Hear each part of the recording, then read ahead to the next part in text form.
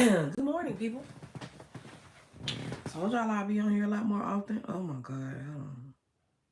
I am gonna get back to pre-recording and editing though. I'm finna get back in my bag. Deadass. I am. But it's so much easier to just go live. It's so much easier to just hold the phone, point it, and shoot. You know what I'm saying? And I definitely I just got up. Well, I ain't get up, just wake up, but I'm just not trying to get up. It's Sunday. It's a day of rest, so I'm gonna take my time. But yeah, I want to talk about grief. I want to talk about grief. I want to talk about handling grief. I want to talk about the trauma that grief can bring.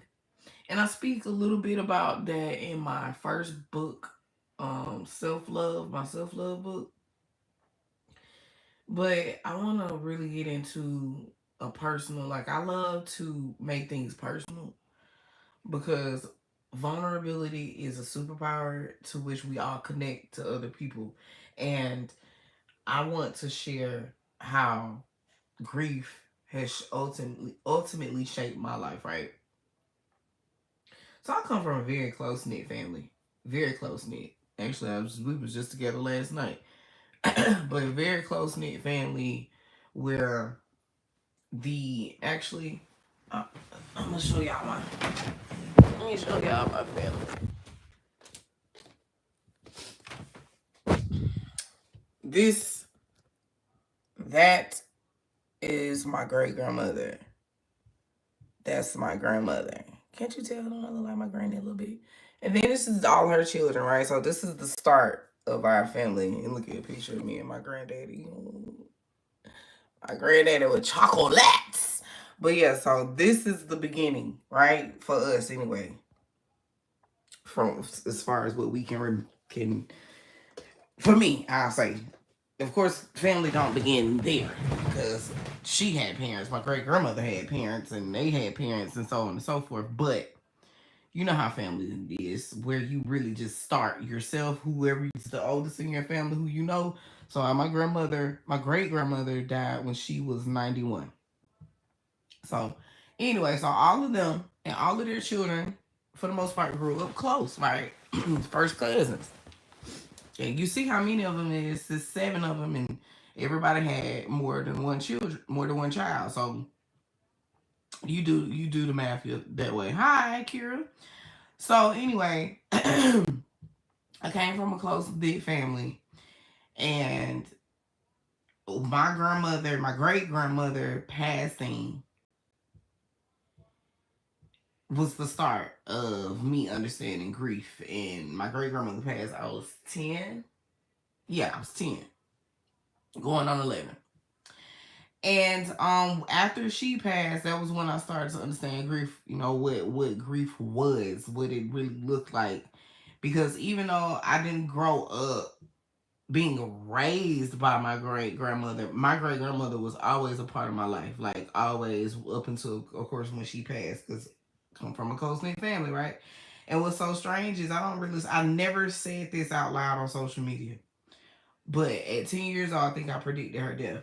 And that was also, again, I found God at 10 too. So it was also just weird being 10 and getting a message like that. And then the next day she passing away. But anyway, that's a whole nother topic. So she passed away, started to learn about grief. The following year, my grandfather took ill. Now, if you know me, hello, who's that? K with the bubble. Hi. Now, if you know me, you would know that me and my grandfather were tight. That was like my best friend. We would go skating every weekend. I was like his shadow, for real. That was my dog, for sure.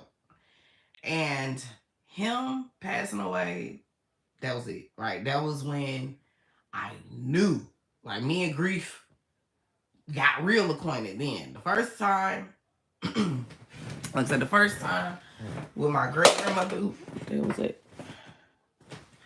First time with my great grandmother, like I said, that was just my introduction to grief. But me and grief got really acquainted with my grandfather passing away. So after he passed away, I was very traumatized. Like I turned into a totally, and I was 11, right? So of course I'm young. So all of these things happening while I'm young is aging me. You know what I'm saying? It's aging me. That is a part of the traumatic thinking process that happens with grief that we don't really talk about, especially when you lose people young. If you talk to somebody who lost somebody close, like a parent, grandparent that raised them young, I can guarantee you ask them, did they did it age them? It aged you. It makes you mature quickly. So lost my grandfather, and like I said, it changed me. It made me older. It made me more withdrawn. And when I got older, I realized that I had a little trauma from my grandfather passing because I felt abandoned by him. I was like, why would you die? You know what I'm saying? Not like he had control over it, but it was like, damn, why you leave me? You left me, right? So I had a little bit of anger about that. And that's another part of the trauma that comes with grief, right? The anger, the resentment. I'm sorry, y'all. Ever since I've been sick, I don't know if I had a respiratory infection. I still ain't got over some of it. But that's what comes with that, right? So over the years, just to save y'all a little bit more time, in 2019, we started experiencing, in my immediate family started experiencing some more loss. My favorite uncle, then my favorite auntie passed away within a month of each other. Following that year, my grandmother, who basically raised me, passed away also. My mom and my auntie and my grandmother were like my holy trinity of mother figures, right? So all three of them took a part in raising me. So two of my trinity is gone. Then you got my granddaddy, and then you got my uncle, and then a host of other, other family. Because I lost my brother also. My brother got basically killed to gun violence, and I just realized all of that compounding on top of each other. What happens when you have so much to grieve about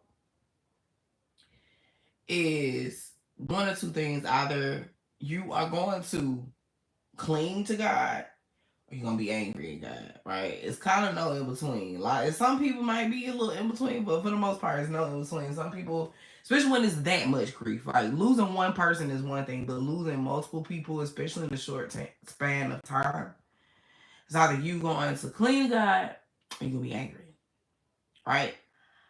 For me, because I already had such an intense relationship spiritually, I was able to get a little bit closer to God because I felt like, hey, I got to be able to understand what's really happening right now.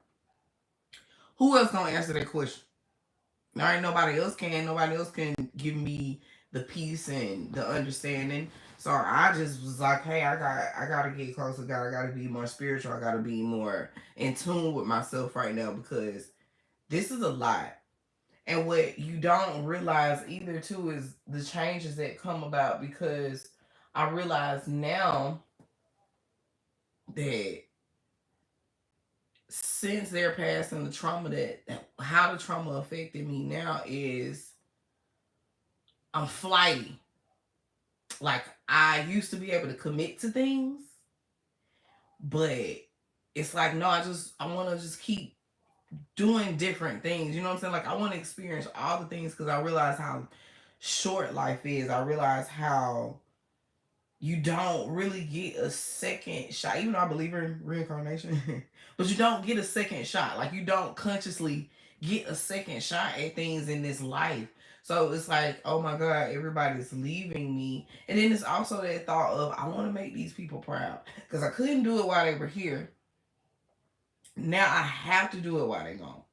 Like, I have no choice, right? It's like this burning thing of why my grandfather couldn't see me do. He couldn't see me walk across the stage and get my diploma. He couldn't see me. It's so many things he couldn't see me do. He couldn't see me become a mom. You know what I'm saying? So it's like, I think about those things. It's like, I have to be the best that I can be at those things because of grief. So it's like, how do you transmute it? That's what my major point in what I'm saying today is like, how do you transmute the grief? It's basically that way. Like, you just have to understand that we're all on borrowed time. We're all going back to to the source of creation. Some call it heaven. I personally don't believe in heaven and hell. I think heaven and hell is what you make it here on this earth. I think we all just go back, because I do believe in reincarnation. And if you believe in reincarnation, it's kind of hard to believe in heaven and hell, because that means you're still coming back. So for me, it's just the whole thing of, nothing is permanent.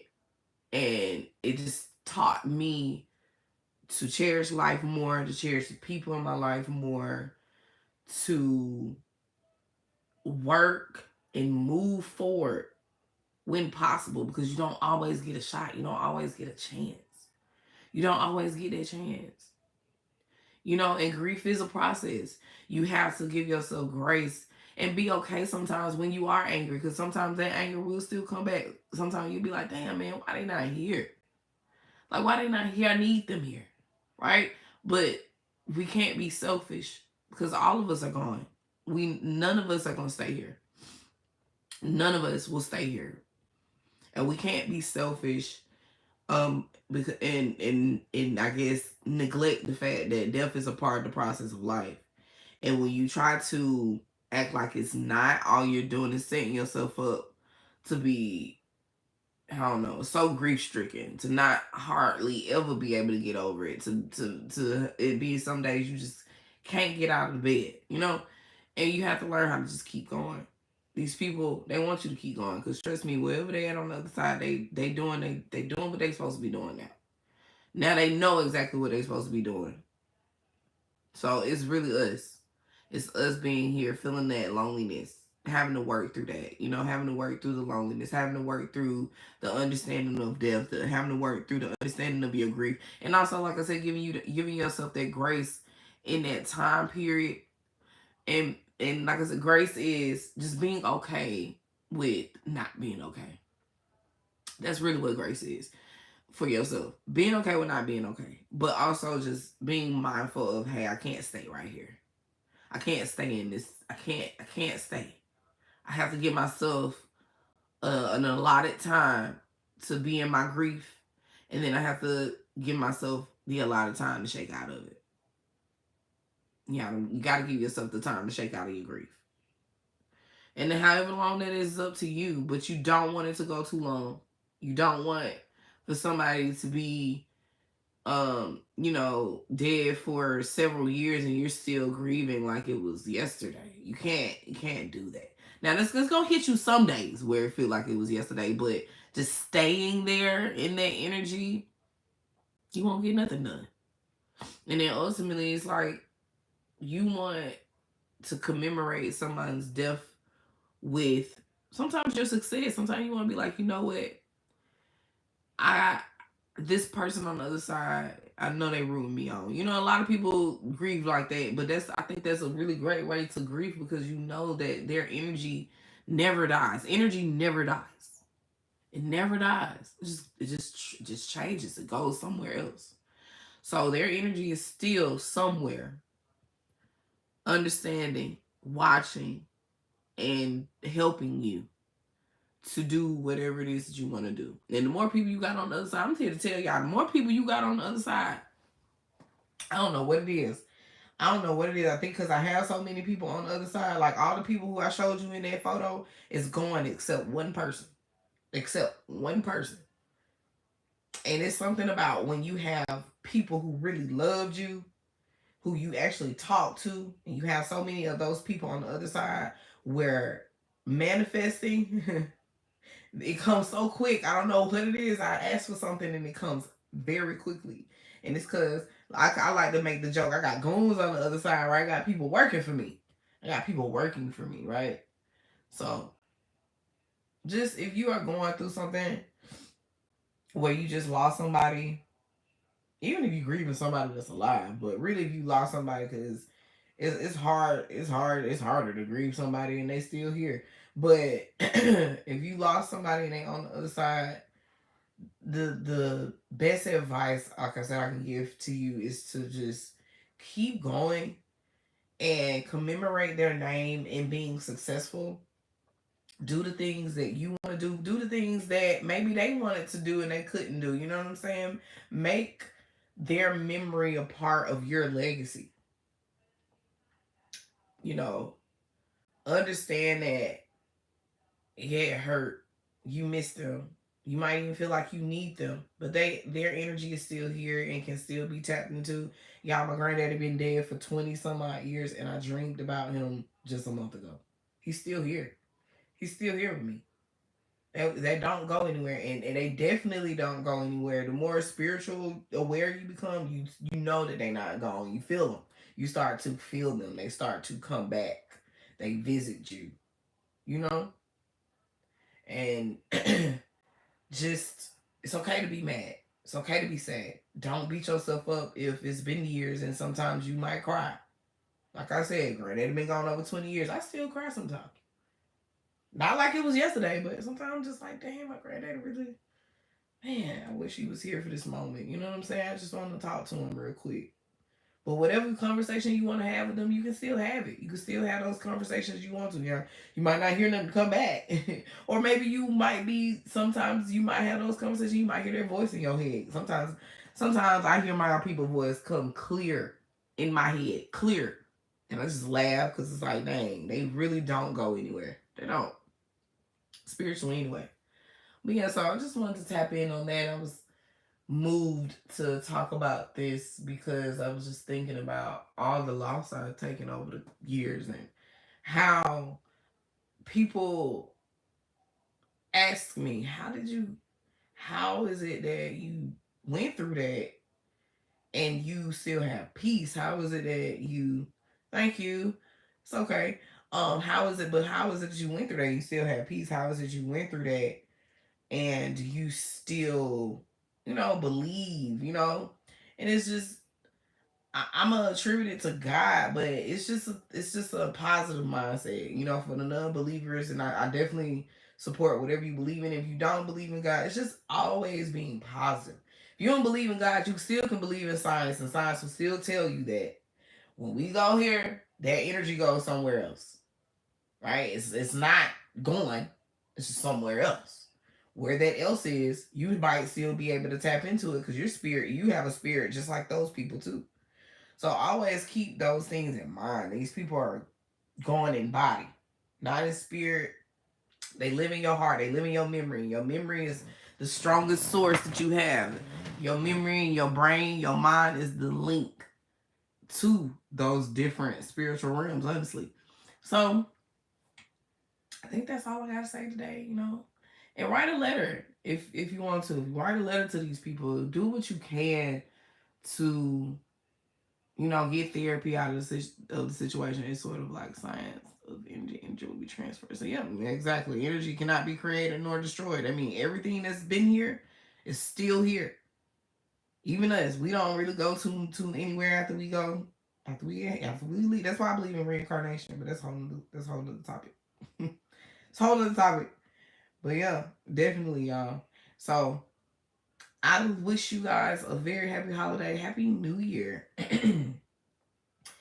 Oh, and it's a new moon on the 30th and on the 31st. New Year's Eve this is the perfect New Year's Eve. Perfect. If you one of those people that like to pray, have a ritual, sit down, and profess your intentions, make your intentions, this New Year's Eve is one of the most perfect New Year's Eves to do so. Because it's a new moon. So y'all do what y'all got to do to make sure 2025 is great. Because 2024 was not terrible. It wasn't. It was too many lessons for me. I know it was a karmic year, but my God, I learned so much this year. But I also did a lot. I also planned a lot. I also was able to start rebuilding who I was as a person because of all the losses I've taken over the years. It kind of finally caught up with me last year in 2023. 2023 was terrible. 2023 was terrible for me. Terrible. I forget about how bad it was. I try to put it out of my mind, but yeah, 2023 was bad. But this year was not bad. It was just a lot of learning. Like, a lot of having to realize how I was bumping my head last year. And yeah, so I wish you guys a happy new year. I might come back on here before the new year. But that's just a couple days, so I don't want to make no promises. But I love you all.